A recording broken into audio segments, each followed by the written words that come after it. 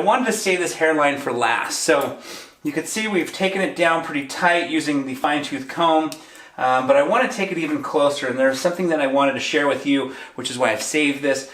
You could definitely do it with a clipper. There's no question that's the easiest, fastest way to do it, and if you're in a salon atmosphere, easy and fast is the best way because in essence, you've got other clients waiting, and time is money, and so you don't want to be running behind. But for the sake of this video, I'm going to go ahead and share with you what I like to do if, by chance, I don't have clippers handy. So I'm going to use the scissors to basically do what I would do with clippers.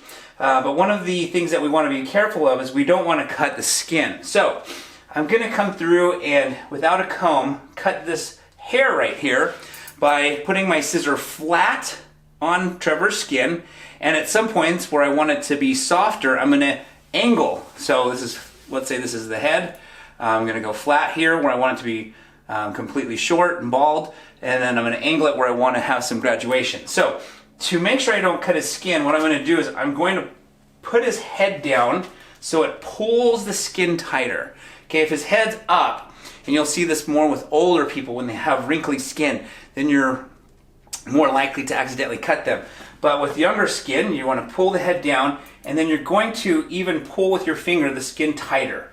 Okay, so right here, I've got the scissors flat against Trevor's skin. Okay, and I'm pulling down wherever I want to cut the hair short, or basically cut it off is what I'm doing right here. And so when I come over here, then I'm going to tilt his head that way so it pulls this skin. And then again, I'm going to take my finger and pull it tight. And this is typically not a technique that I'm going to take the tedious time to do unless I don't have clippers. But since I'm not in a rush, and occasionally you're giving somebody a haircut, maybe at your house or your friend's house, and you don't have clippers, this is a way that you can get around that. Or maybe you're at the salon and your clippers break. You probably have somebody you could borrow clippers from, but in case you didn't, this is one way to get the hair bald at the neck. And basically we already kind of went over this at the hairline, at the sideburn hairline. Same thing, just put the scissor flat against the skin or slightly angle it for some graduation. So this hair right here reaches into the comb. So I'm going to continue to use the comb. Okay.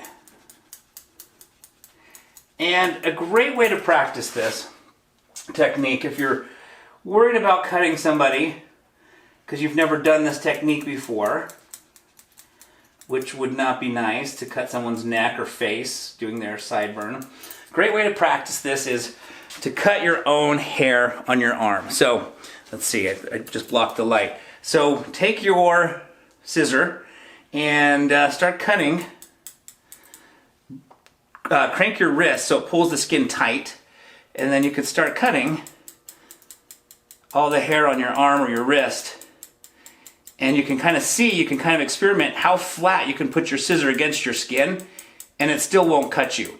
If you wrinkle your skin, then that's when I'm gonna, cut a chunk into my wrist, which I don't want to do.